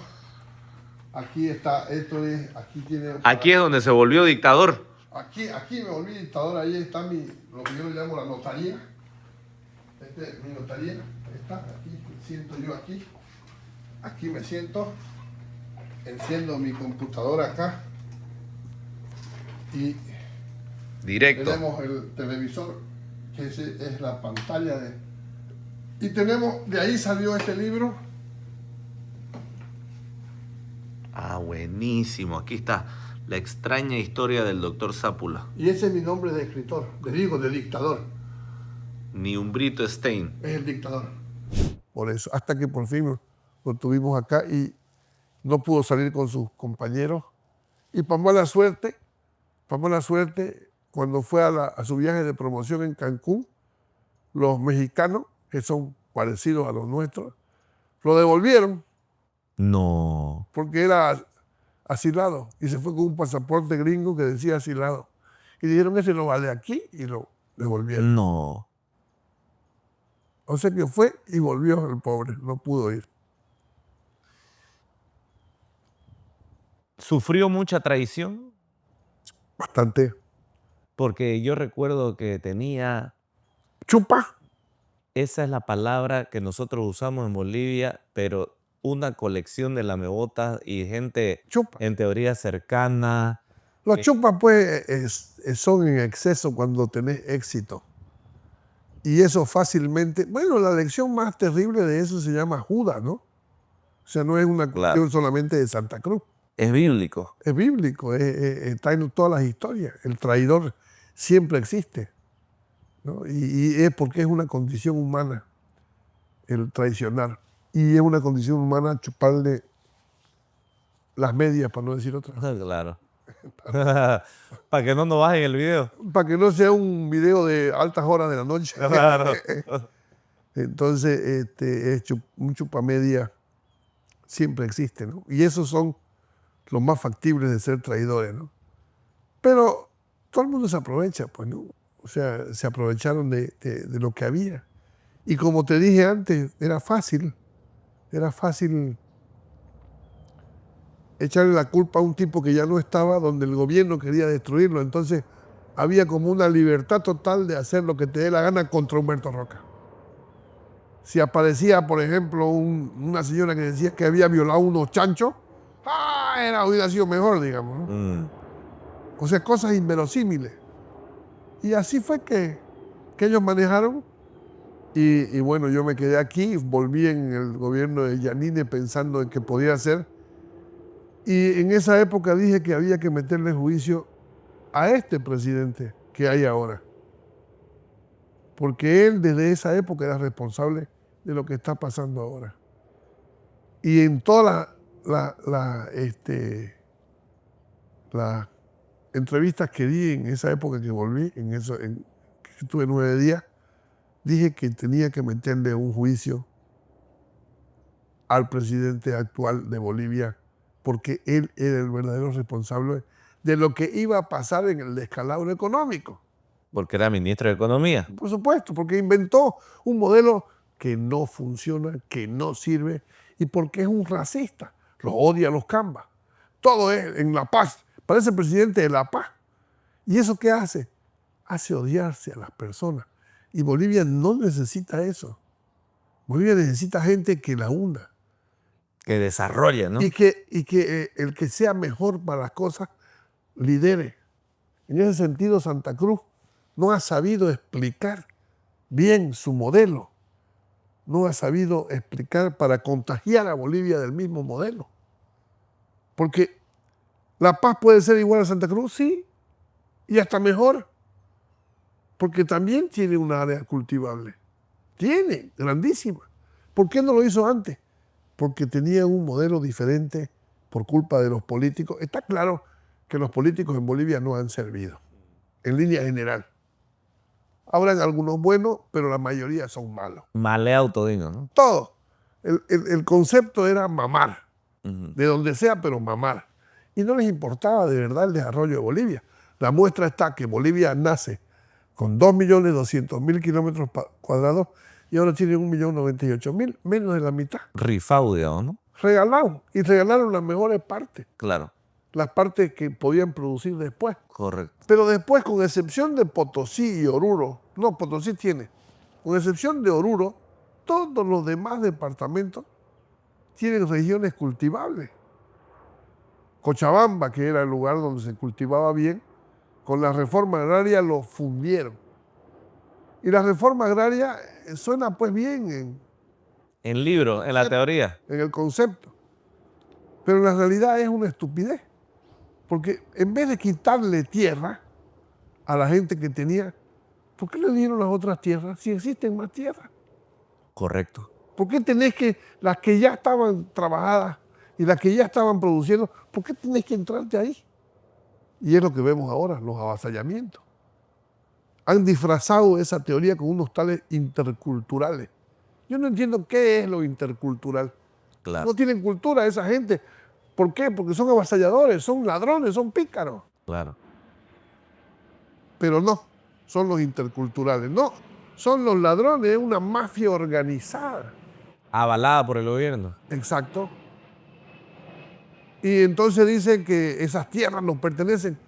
Si son esos interculturales, no les pertenece para nada, porque sus tierras llegan a los 1500 metros sobre el nivel del mar. Entonces, y ahí empezamos entonces los odios, ¿no? Ahí empezamos los odios. Las etnias del abajo los odian a los de ahí, los agricultores los odian a estos y generalizan. Son todos. No son todos. Los collas son buenos, pero si no le metes las burreras que le mete esta gente. Los pobres aymaras y quechuas han sido esclavos primero de los Tiahuanacotas, de los incas, han sido esclavos, toda la vida han vivido de esclavos, y encima han sido esclavos después de los españoles, porque allá sí que había pongaje en las partes altas, porque eran minas, allá sí que había sobreexplotación, y todo ese tiempo han ido acumulando pues esos sufrimientos de toda la vida, y después cuando se hizo república con los políticos, Claro. que los usaban para irse de políticos y decían, a ustedes los tratan mal. ¿Y qué hicieron esos políticos por ellos? Nada. Si vos mirás, desde que empezó la república hasta ahora, no ha habido ningún adelanto para ellos. Continúan sin educación, continúan sin recursos, continúan como han estado. Santa Cruz, para suerte de los cruceños, por ahora, no había el Estado. Entonces se hicieron solos. Pero toda la educación que nos dieron es esa educación tergiversada de una, vamos a llamar, falacia histórica. Nos han mentido. Y los han mentido a ellos mismos. Entonces, si yo los conozco a la gente de verdad, a la pura, no a esa contaminada, no a esa contaminada con la política. Esa gente son los mejores trabajadores.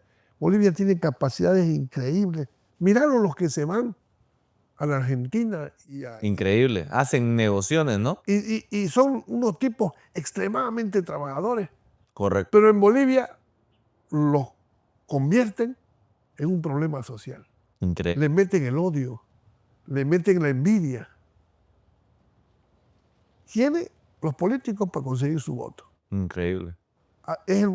Y ahora 36 naciones, o sea, ¿cómo poder, ¿De dónde? Claro. ¿cómo poder tener un país con 36 naciones de las cuales solo 2 valen? Los quechua y los aymaras. Y los demás figuran nomás ahí, pero... Nadie les da bola.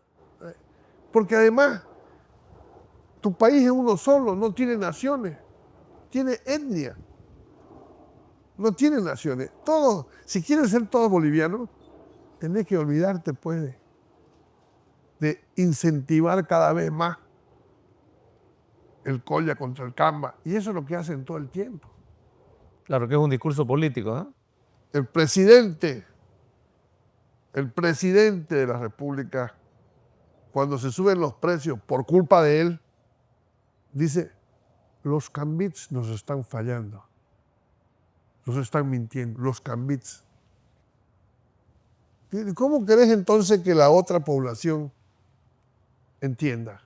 Si te falta comida y vos le decís que el culpable es este, y en teoría el que sabe todo, te va a odiar a vos y a todo el que tenga el Claro. pelo medio rubio y los ojos medio claros y sea zapazo como somos nosotros.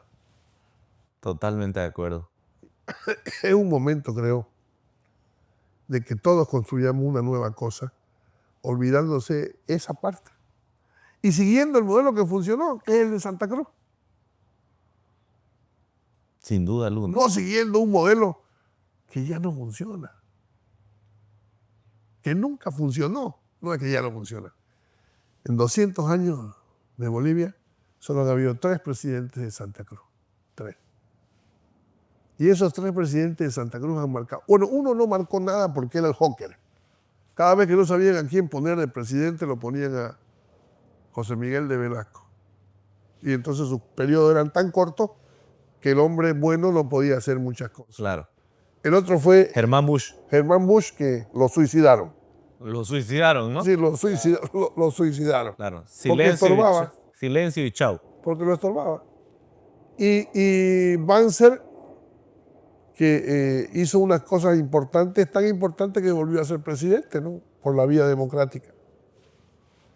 Y eso es lo que yo creo así a Rosa. Quiero aprovechar a hacerle un par de preguntas más para aprovechar este momento.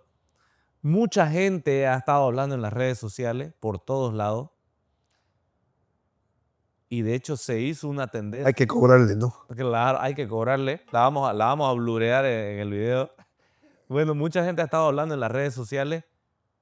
Vuelve Humberto Roca, hace Aerosur, va a volver a Aerosur. Esta es la primicia, la primicia. ¿Volvería a crear Aerosur? Sí. Si esa es la clara, sí. ¿En serio volvería a ser una aerolínea? Es pues mi pasión, ¿no? ¿O no?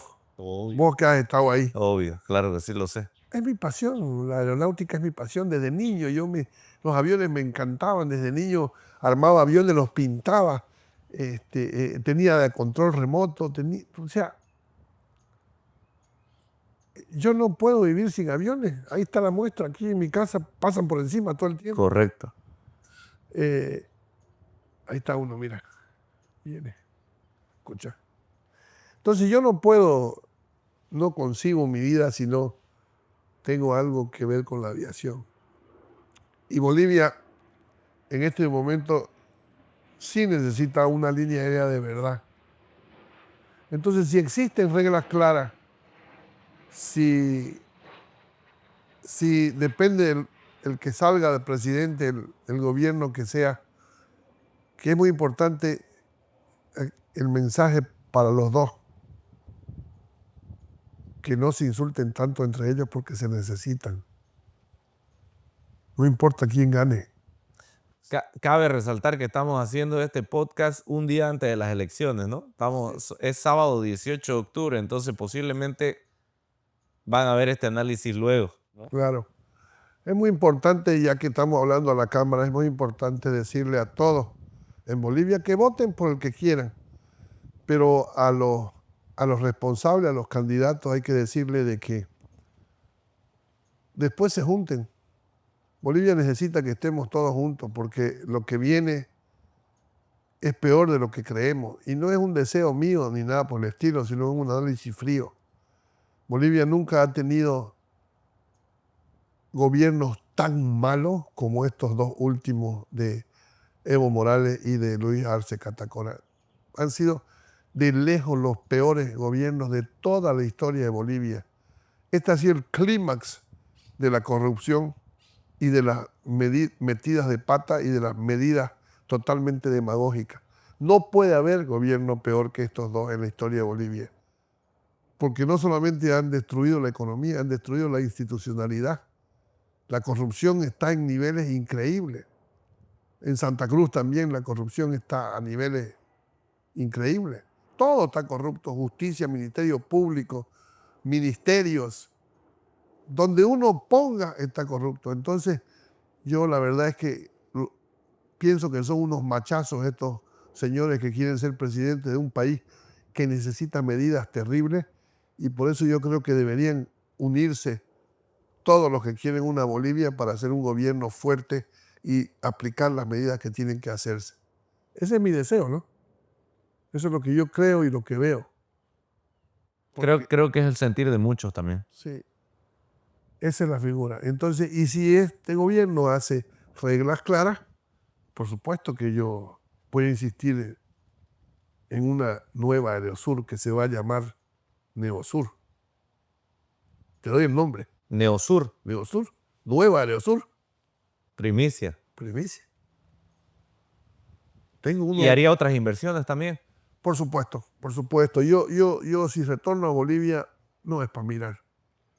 Es primero para recuperar la pertenencia, no mis pertenencias como, sino Material, sino la pertenencia. Yo soy de Santa Cruz, yo soy Camba, yo soy boliviano y yo tengo que morir en Santa Cruz.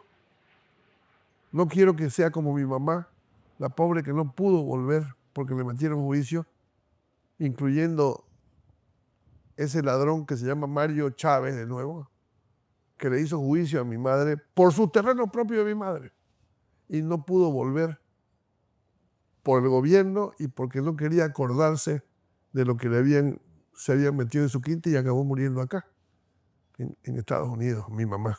Digamos, es una parte dura para nosotros, todos los hermanos, que se hubiera muerto aquí y no allá. Y además con tristeza, porque esa tierra, más que un valor económico, tenía un valor sentimental. Era la quinta donde desde niños íbamos a escuchar los pájaros aquí también. Eso, su mensaje. Este es un pedazo de la quinta. El mensaje de mamá. El mensaje de mamá es ese. Increíble, increíble, increíble. Pues entonces, eso, digamos, nos dejó muy tristes. Entonces yo no quiero que me pase a mí. Yo quiero morirme allá, pero también contribuyendo a que mejore la situación de todos. Tengo muchas cosas que hacer y voy a trabajar, no en el campo político, ¿no? Voy a trabajar en el campo empresarial, desarrollando cosas que no hay, porque ir y hacer cosas que van en contra de los otros en una sociedad tan pequeña no conviene, que es otro de los problemas que tenemos nosotros en Santa Cruz inclusive. No tenemos un ente regulador que nos diga hasta cuánto es necesario que haya cierto tipo de industria. Porque la gente dice, no, el mercado libre. No. El mercado es libre siempre y cuando... Descontrolado, ¿no? No, en todos lados es libre, pero hay regulaciones. Anda a poner un restaurante en Europa. Show. No podés ponerlo si existen otros restaurantes donde vos le vas a hacer daño. Porque eso es para preservar. Claro. Pero en Santa Cruz, pues, en Bolivia, uno pone un radiotaxi, 100.000 radiotaxis. Y al lado tuyo, ¿no? Y todo después se revienta. Y eso es plata perdida. Uno pone una panadería, 100.000. Uno pone una salteñería, 100.000 salteñerías. Uno pone una agencia de viajes en esa época, 100.000, ¿sabes? Una farmacia, 100.000. Y pierden plata. Correcto. Y esa plata perdida no favoreció a nadie. Y eso porque falta las entidades que hagan la proyección. Con visión, ¿no? Con visión, ¿no? Entonces, la proyección no es para proteger a fulano y sultano, como normalmente se cree, sino es para proteger la industria. La industria tiene regulaciones en todos lados y tiene pues un máximo posible, porque si no vas a tener vos un gastadero de plata y vas a perder. Por ejemplo, en Estados Unidos, las líneas aéreas. Las líneas aéreas son dueñas de sus rutas, ¿sabíamos? Ah, por eso, digamos, United hace Nueva York, tiene sus bases, ¿no? Claro, en cambio, Atlanta tiene American, ¿no? en cambio, en Bolivia, el Estado es el dueño de la ruta. Aquí no. La empresa es dueña de una ruta. Y la empresa, si viene con la ley antimonopolio, la empresa puede detentar hasta el 66% del tráfico de esa ruta. Si es que entra otra y le dan permiso. ¿Y cuándo le dan permiso? Cuando descubren que la ruta no tiene un servicio eficiente porque está con servicio deficiente. O sea, quiere decir, hay menos oferta de la que debería haber y tienen problemas los pasajeros. Entonces ahí permiten que entre la otra línea Claro. aérea. Pero las otras son parte de tus activos. Vos lo vendés, tu empresa, Claro. con tales rutas. En Bolivia no hay. Las rutas son del Estado. Te las quita cuando le da la gana. Entonces, si hubieran reglas claras, vuelve a crear, en este caso, una aerolínea que se va a llamar Neosur. Con los mismos colores, pero más encendidos. Buenísimo. ¿No has visto los dibujos? Lo vi, Bueno, te lo voy a mostrar de nuevo. lo vi. Si querés, podés mostrarlo. Ya, lo vamos a poner acá, se lo voy a pedir. Y ya. Excelente. Has quedado. No me ha dejado hackeado ahí, no la tenía esa. Porque me había dicho en algún momento, no, me dijo, no, me la bailó, pero ahora que me dice Neosur me he quedado. Pero yo conozco uno que me peinó. Ah, hablando de peine, Un tipo me peinó, para que ustedes sepan. Un tipo vino y me peinó aquí. vamos a hablar de ese peine que ya me estaba por olvidar, que con esto lo vamos a cerrar. Quiero conocer su faceta de dictador. Eso. Bien has dicho. Yo hace 20 años quería escribir unos libros de mi vida, ¿no? de mi experiencia, pero llevado a una ficción para no herir a algunas personas y para no tener problemas con un montón de otras personas. Entonces a mí, en una época de mi vida que pocos conocen, por meterme a hacer lo mismo que hice ahora en la parte bancaria, me metieron preso. Para después decirme, disculpe, no era usted, no tenía nada que ver, váyase. Pero me tuvieron 1 año y 1 mes preso. Entonces yo vi lo que era la cárcel de San Pedro y me pareció que ni García Márquez, ni Isabel Allende, ni Humberto Eco, ni ningún tipo de escritor podía describir lo que se veía en ese lugar. Entonces yo quería escribir mi libro, que se llamaba Mi posgrado en San Petersburgo. Ah, qué bueno, Eso lo voy a hacer, ese libro, todavía no lo tengo. qué buena. Que era la... Esa es otra primicia ahí para tú. Ahí está, mi posgrado en San Petersburgo. Así se llama el libro. Su faceta de la cárcel. Sí, 1 año y 1 mes de exactamente. cárcel en ese libro. Entonces, pero resulta que yo pues en mi dactilografía había llegado a pescadografía, que significa con un dedo una letra y con el otro pesco el otro, y entonces es la escritura. Y resulta que cuando empezaba a escribir en la tercera palabra ya me había olvidado para dónde iba, de dónde venía, entonces Y se fatigaba. un desastre, ¿no? Siendo yo fatiguilla como soy, entonces quedó trunco, pero siempre estaba la historia de los libros, de escribirlo en mi cabeza, porque yo me había dado cuenta que tenemos buenos escritores en Santa Cruz, pero en línea general todos los cruceños somos unos grandes contadores de historia. O sea, nuestra cultura es oral. En Santa Cruz todo es oral. Entonces nuestras tradiciones y todo. Y cuando decidimos escribirla, a veces usamos muchos modismos nuestros Correcto. y la hacemos de difícil lectura para los extranjeros. Entonces nuestros libros quedan en nuestra Regionalizado. regionalizados y son muy buenos, pero no consiguen llamar la atención hacia afuera. Claro, es del Canva para el Canva, ¿no? Entonces resulta que esos libros que son buenos, algunos han trascendido un poco más, hablan solo de las cosas nuestras.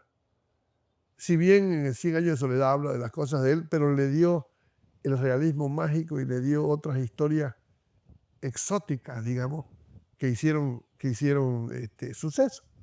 Entonces yo había decidido escribir algunos libros de mi casa, por ejemplo, la casa donde yo nací y me crié, que es en la calle Vallevián. Es una casa que por sí sola, las historias reales las hacen bolsa a la Casa de los Espíritus de Isabel Allende. Full bulto. Lo que te dé la gana, hay ahí. Bultos, embarazos no autorizados y demás hierbas afines. Miércoles. Es una mezcla de todas las novelas esas más Corín Tellado, que era una señora que escribía novelas de amor Ujú. por cantidades increíbles, mezclada con Agatha Christie. O sea, Ajá. eso, la casa donde nací. Y posiblemente sean así todas las casas Del centro. del centro, ¿no? Entonces, pero no. Entonces, cuando me vine aquí y después de que me pasó un poco las intenciones de volver a como sea y no conseguí, mi hijo Humberto me dijo, que es del área tecnológica, me dijo, mira papá, ha salido este programa que permite que vos le dictes y él escriba.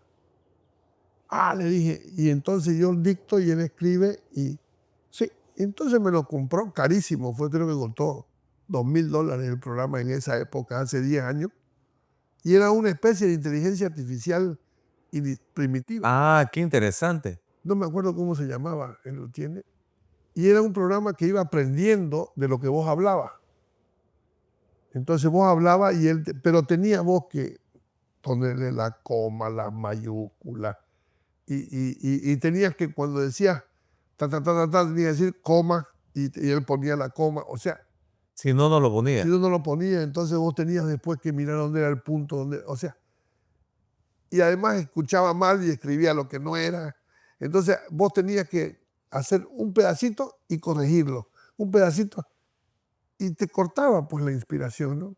O sea, no sé cómo... Y le perdías el hilo, seguro. No sé cómo serán los verdaderos escritores, pero les saco el sombrero porque me imagino que ellos hacen su historia, como escriben rápido, la hacen continua, ¿no? Pero yo no soy escritor. Entonces, te atrasás y ya te perdiste. ¿Para dónde iba? O sea, te corta, pues, ¿no? Entonces no sirvió. Lo abandoné y no sirvió. Después decidí, aquí en el exilio hay personas interesantes. Había un señor, un literato colombiano que había sido rector de una universidad y lo habían perseguido y estaba acá en Miami, lo conocí y lo contraté para que él escriba el libro y yo le contaba. O sea que él me grababa y él lo escribía lo que yo le contaba. Correcto. Para que sea el libro. Pero resulta pues que lo escribía en colombiano. Claro. O sea, tú y ta y tú y entonces... No mantenía esa autenticidad. Exacto, era un libro, un cuento cruceño contado por un colombiano, o sea, era un híbrido raro. Y no me gustaba cómo quedaba, ¿no? Porque perdía su esencia. Entonces abandoné eso, lo descontraté, un buen hombre, y me quedé con la historia de ya voy a escribir mi libro. Y empezaba, pero llegaba a la primera página y me cansaba. Y vino mi hijo Humberto de nuevo y me dice, ha salido lo que vos querés. Que estábamos buscando hace un montón de años. ¿Qué le dije? La inteligencia artificial. Mira, me dijo, le hablas dos cosas y te hace un cuento. Le dije, yo no quiero que me haga un cuento. Le dije, yo quiero hacerlo yo. Yo no quiero que lo haga ella. Lo podés hacer, me dijo, y entonces me mostró. Y me interesante la inteligencia.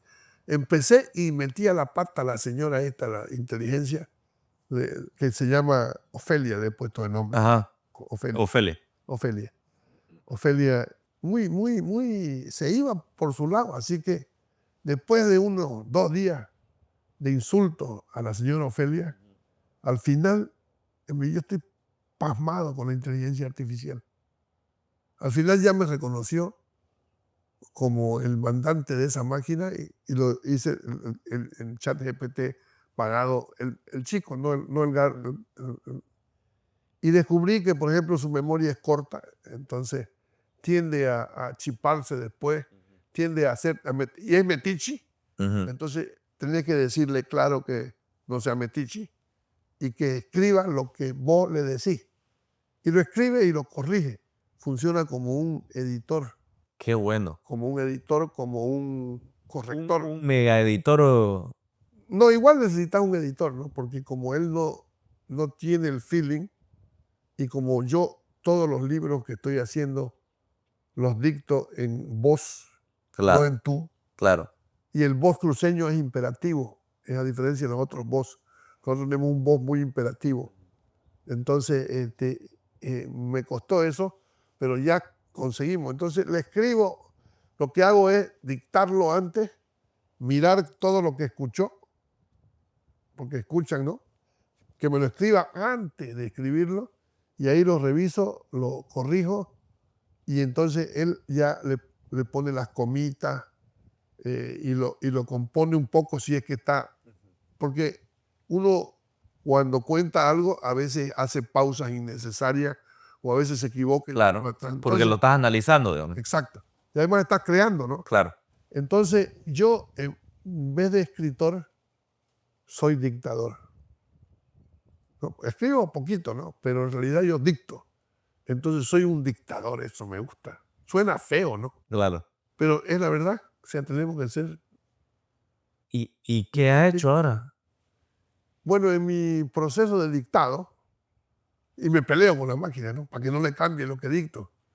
Pero es interesante, me ha dado una fuerza buena hasta que vuelva a Bolivia y la fuerza sea hacer cosas.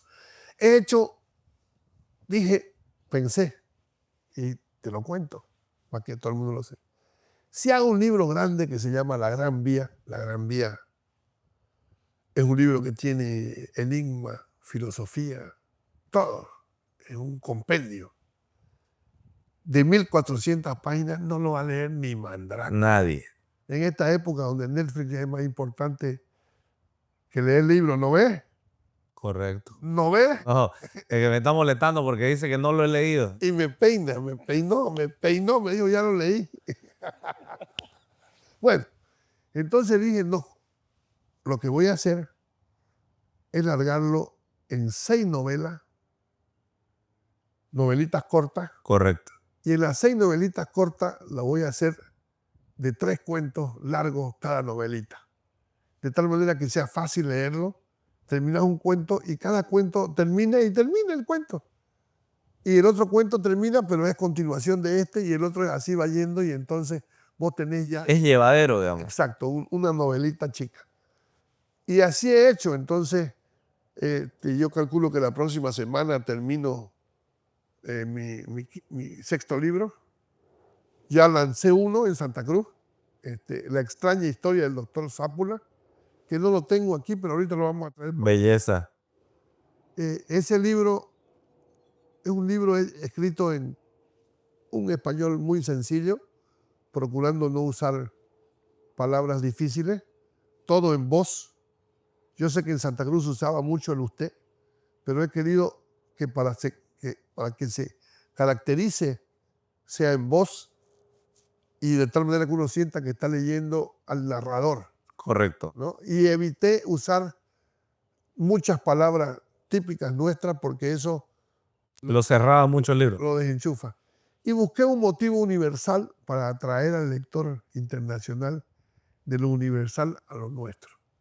Entonces es un librito que tiene parte de la historia contada de otra forma, de la historia que nos miente, la historia que nos han contado con mentiras, y tiene un fondo que lucha entre la vida y la inmortalidad, entre la fe y la ciencia. O sea, es un libro interesante, creo yo. Bueno, lo hice yo, no tengo que pensar que es interesante. De todas maneras, todos los que lo han leído hasta ahora, no sabemos si lo leímos, no sabemos, porque a mí me peinó. Lo leí. Lo han encontrado un buen libro y eso me satisface porque esa es la idea. Y ya lo pueden encontrar en Amazon por si acaso. En Amazon y en Santa Cruz. Y en Santa Cruz. Ya está en Ateneo, ¿no? En Ateneo y está en la Casa Melchor, en el centro. Y La extraña historia del doctor Sápula. Y cuando yo llegue allá, voy a lanzar el 2º libro y el primero y el 2º libro que se llama Sápula Relitus, o sea, el retorno de Sápula.